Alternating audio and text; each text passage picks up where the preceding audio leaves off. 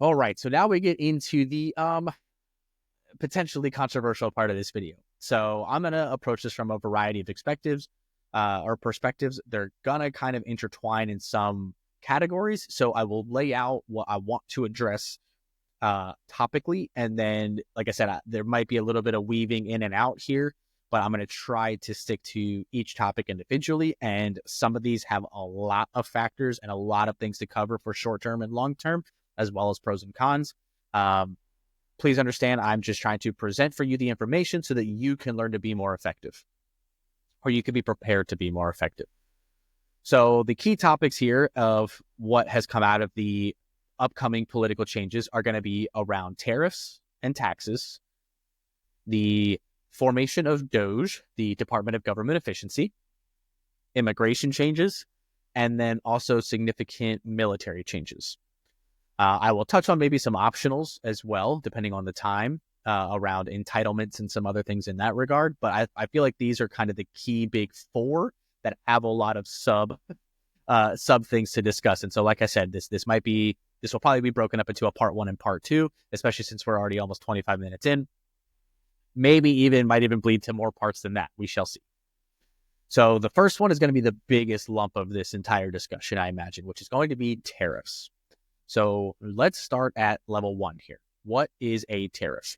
A tariff is a tax that is going to be imposed on the act of importing and exporting goods produced by a country and its population. So, for instance, if you take a Ford Bronco that is manufactured here in the US and you send that over to Germany in Europe, there's going to be a tax that we have to pay as the United States that in order to sell that Ford car in Germany.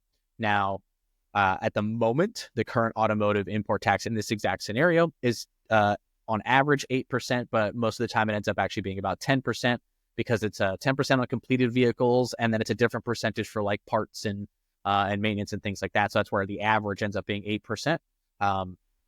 But 10% is really what you want to think about for the ease and simplicity of this explanation. So this means that if you have a car that costs $50,000, or that's what it would normally sell for in the US, that there's at least going to be a 10% markup of some capacity in order to maintain the same revenue stream. So it's going to be 50,000 here in the US, and it would be 55,000 over there in Germany. Now, this is how that 5,000 gets paid. That's where you have a lot of question marks and a lot of negotiation. Some of it's going to be paid by Ford. Some of it's going to be paid by the German citizens. Some of it might even be paid by the German government. There's just a lot of variables at play as to who pays for that tariff. Most of the time, it gets split between the consumer and the manufacturer. If there are a level of subsidies provided by the government, so maybe there might be subsidies for electrical vehicles like there are right now, or and you know the Ford Bronco was an EV, then there might be a level of government that just kind of absorbs that tariff, so on and so forth. But this means that this would make the U.S.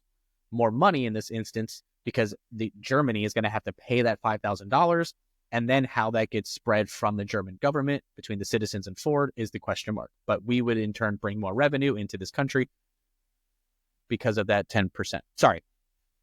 The German government would break in that 10%. They would make more money. My apologies. Because they are the ones that tax revenue would go to. So the German government would make 10%, and that is usually split between the consumer and the manufacturer. Okay, so that is what a tariff is functionally. Now, the key things to note here is this can be both good and bad from the consumer perspective and the job market perspective. So the theoretical, let's just say all things going hunky-dory, here's the ideal positive as to what tariffs can do. So by having tariffs on U.S. goods, theoretically, we have two different aspects that are positive for the U.S. job market. The first is that companies themselves will make more money because they are going to get a piece of that revenue from the tariff itself. So they have higher revenue streams now, and for being the one that produces and exported that good. Now, the second piece in this scenario is that if the tariff is high enough that you might have a little bit of demand, well, actually, there's three aspects. demand decrease abroad, that there might be a increase in U.S. demand because the foreign, so what we are importing here in the United States, might go up in cost if we put additional tariffs on what we are importing.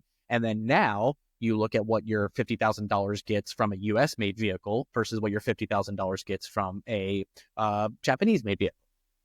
So there could be a demand increase here locally on U.S. vehicles, which would then increase the revenue of the companies, which would then generate more jobs, which would then keep that going. And then the third aspect is that depending on the negotiation of the tariff, right, you could actually reduce the tariffs on U.S. goods abroad by the threat or the implementation of U.S.-based tariffs for foreign imported goods, and then this would actually increase the global demand. So if we make all three of these tactical, right? So again, there is they put the 20% tariff on all Japanese vehicles. So this would make those vehicles 20% more expensive, usually, like I said, split between consumer and producer. This would then raise the price. That would make people maybe not be able to afford or not want to pay for the price tag of the Japanese vehicle and then buy Fords. So they buy the Ford vehicle instead. This then causes Ford's revenue to go up, which then causes them to expand their operations, produce more jobs, and reinvest that money accordingly. So that's one scenario. Now, let's say that, again, we'll stick with the Germany example and Ford here. So the U.S. threatens to say, hey, all German cars, so Mercedes, Volkswagen, BMW, etc., they're going to get a 40% tariff if you don't remove or reduce the 10% tariff on American goods that are imported, or American vehicles that are imported into Germany. We agree mutually that if you don't remove or reduce this 10% tariff to put American vehicles competitive with German vehicles in Germany, then we're going to put a 40% tariff on your German-made vehicles in the U.S., which would significantly reduce this market. And so then this is almost like a mutually assured destruction, to where now both people drop their tariffs and now everything is cheaper and you have a more competitive market. And now we increased our global demand, which then generates the revenue for Ford. Again, I'm presenting all the happy hunky-dory scenarios. So if everything goes perfect here. And then the third example from just the imposing a tariff where there is no tariff and how that would increase revenue. So usually companies' revenue or margin is a percentage based. So it's a percentage of the price tag number. So if that price tag were to increase, then the percentage, the end resulting flat number, therefore then increases as well. So let's go back to that same example we had before. If there was a 10% tariff on American-made vehicles in Germany, and there's, so that went from $50,000 to $55,000. Well, now if your margin is, we'll say your margin is 10%. So before they were making $5,000 on that $50,000. Now you're making $5,500 on the $55,000. So now every vehicle sold is an additional $500 in revenue. So that's just how, by having a tariff, period, end of story, that usually the percentage of margin then ends up in a higher flat number because the good itself costs more as well. So those are three different scenarios that tariffs can help out the overall companies and generate revenue in order to facilitate the job market. Yeah, there's a lot to kind of intertwine and unpack here. And so I like using the automotive example because it is actually easy numbers with the 10% between US and Europe and things like that. And so now we're going to get a little bit into just macro economy for a second before we bring it back to the job market. And so just for an idea here or a real world explanation. So the current tariff on US cars imported to Europe is 10%. The other way around, so European cars coming to the US is 2.5%. What this leads to is Europe is exporting 5 times the amount of cars that the US is to Europe, vice versa. And this exact number ends up being, we send Europe roughly 267,000 cars a year. They send us 1.1 million. And this results in a 7x revenue increase for the European economy in general. So we make roughly 6.3 billion in revenue on vehicles in Europe. They make 41 billion in America by selling their vehicles here. So if we just simply even that out, right, and we went to the 10% on that aspect, then now we're making things a little bit more level. But if, just imagine that if we were to 7x our automotive increase across the board, right? If we were to match their $40 billion in revenue, and, obviously we don't know what the margin is, we don't know what the exact profits are, but if car companies in Europe alone 7x their revenue, how much more money and how much more demand is there, right? I mean, that's 5 times the vehicles sold in one region. So they immediately have to increase supply. They immediately have to create more jobs. They have to build more factories. They have to do that just to meet the demand if it evens it out. And keep in mind, this is for one region of the world. So imagine we, 5x the demand of Europe, South America, Asia, and Europe. We did it everywhere. Now we're talking millions and millions of cars and, hundreds of billions of dollars of revenue. So this is how we can create jobs through the tariff scenario. Now, how can it hurt the job economy? Let's talk about that. So tariffs also have the potential negative that if implemented incorrectly, or let's say, again, going back to that 40% versus 10% kind of negotiation tactic, and the bluff was called, for instance, and it wasn't a bluff. Well, now consumers are just harmed in general because now everything is so expensive, demand plummets, supply increases. Now, in theory, this would overall reduce the cost of the cars because people are now not buying them as much in general. But because revenue is down, because nobody is buying, while each side is waiting each other out and playing their relative game of chicken, the consumer is harmed. Revenue is decreased for these organizations. Therefore, they're probably going to have to do layoffs because they aren't generating the revenue in order to facilitate the operational expenses that it's costing them. Or they're going to shut down factories because, the demand is so low at this point that they're saying, hey, we don't need this level of production. We need to cut our production by 20%. So there is this significant potential negative. And this is where it's very much a art of the deal scenario. It is very much a negotiation back and forth of trying to correct the overall trade deficits that currently are present in the country. And so just to give you an idea of the revenue on the table, just from a trade deficit perspective, is it's almost $775 billion a year is how much the U.S. loses due to its trade deficits. Some countries, if you were to look at Canada or Mexico, those deficits have tripled since 2017. So having quality trade deals that increases the revenue generation is what's going to allow the job market to expand in this tariff scenario. So again, it could go both ways. I'm not presenting like we need to go the tariff route. This is the solution to everything. And I'm also not saying it can't help solve the problem because it absolutely can. Again, a single industry, we're talking about 7xing the revenue for automotive just in the European market. That's the potential.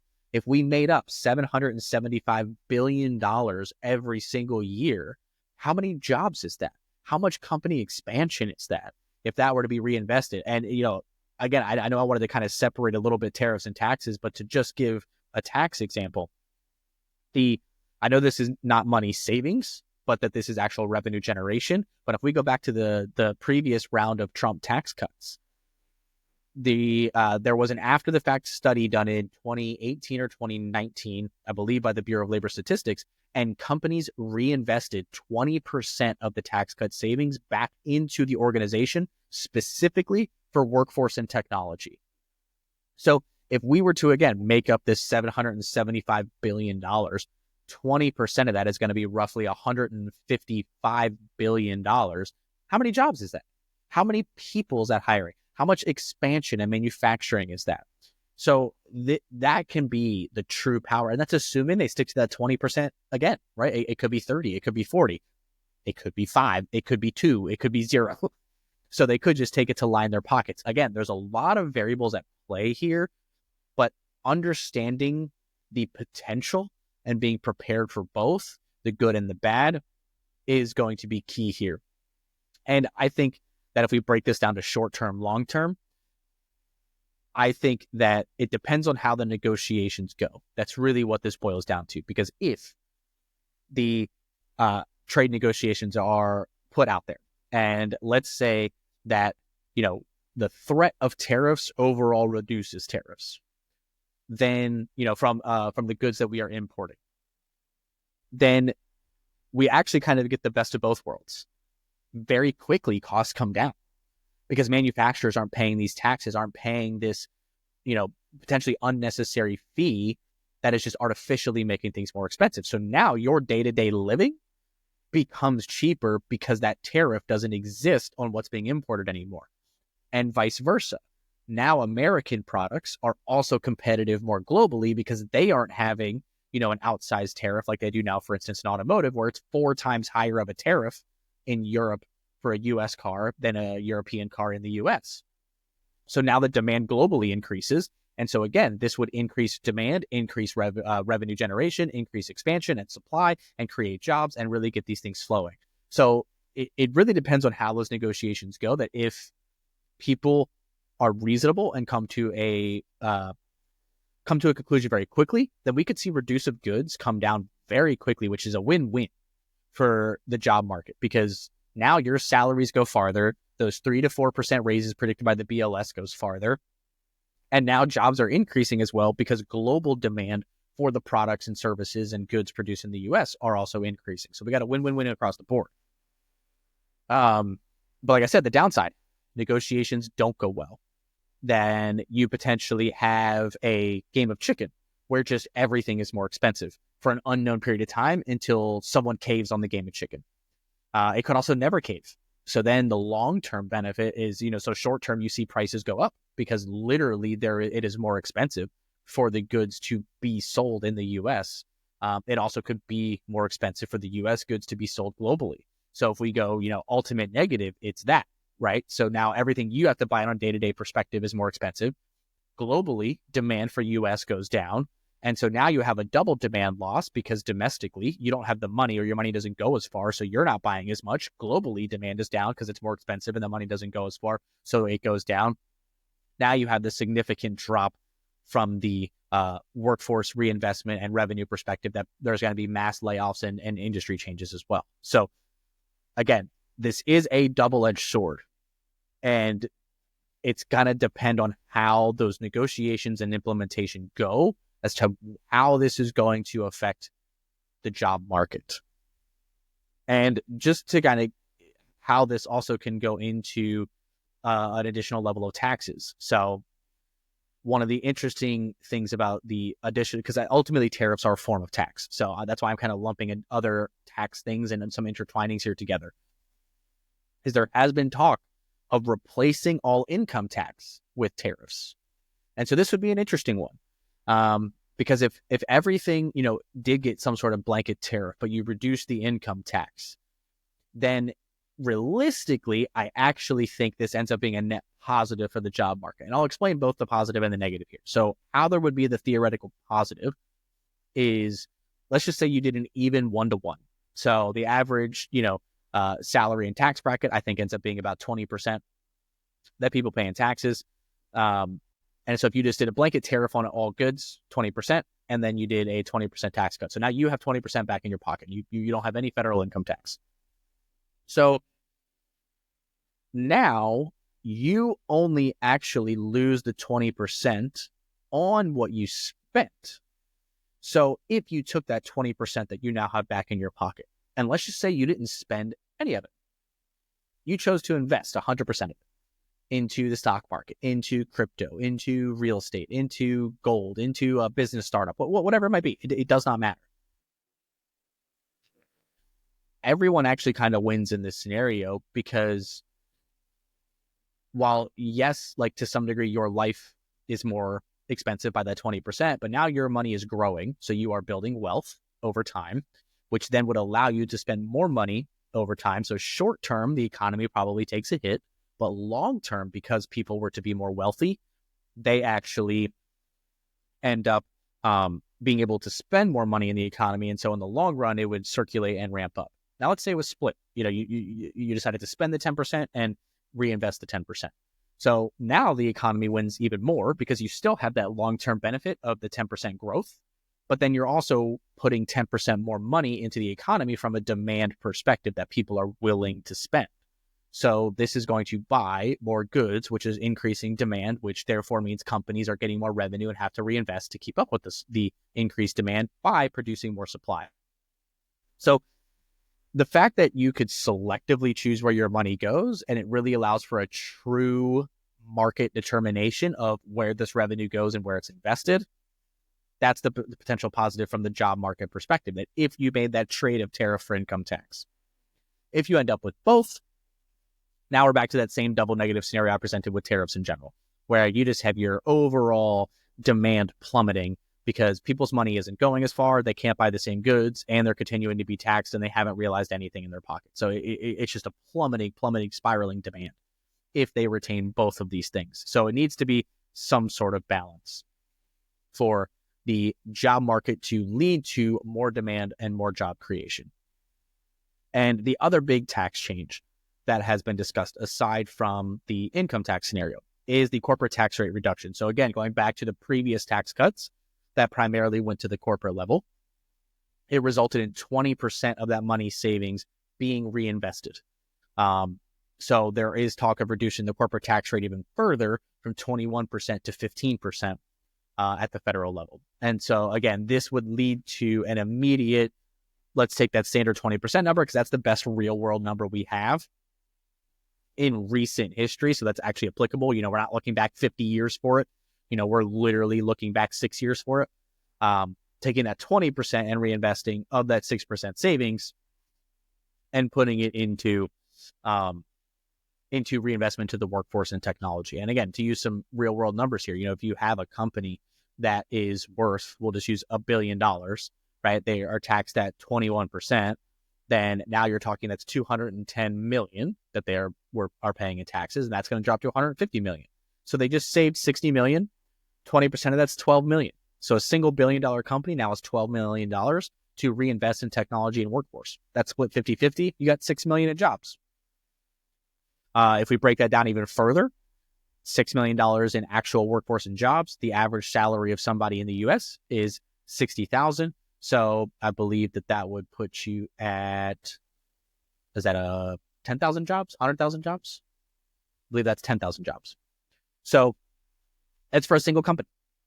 And so that's kind of the power. That's going to be 1,000 jobs for a single company. So that's the power that this 6% tax reduction can have is if they just maintain that simple 20% reinvestment, the other 80%, maybe reinvestment into other things. It might not be workforce and technology. It could be facility expansion. It could be global expansion. It could be production overhaul. It also could just be investing more in the current employees, right? It doesn't have to be expansion, but it could actually just be salary increases, bonuses, etc., so on and so forth. So that's the other big tax change that could ultimately go that would be the positive route is they maintain that 20%. The negative route here really would just be if there's no offsetting of government expenditure, then by decreasing the government revenue, then you're increasing our deficit and debt even more at the government level, which increases inflation, which gives other countries more leverage over us. So when we do go to those negotiation tables for these tariffs and trade deficits, we have less leverage. I think that would be your overall negative. And that parlays really nicely into DOGE, the meme department, the Department of Government Efficiency. Before we dive into that, though, I want to real quick recap the tariff scenario. So tariffs are ultimately just taxes on imported and exported goods. They have the ability that by making the tariffs a level playing field, we increase demand globally. Domestically doesn't really change much, but we increase global demand, which would then increase overall revenue and job creation. If the negotiations lead to tariff elimination, then now we have increased global demand and increased domestic demand potentially as well. So there's that scenario.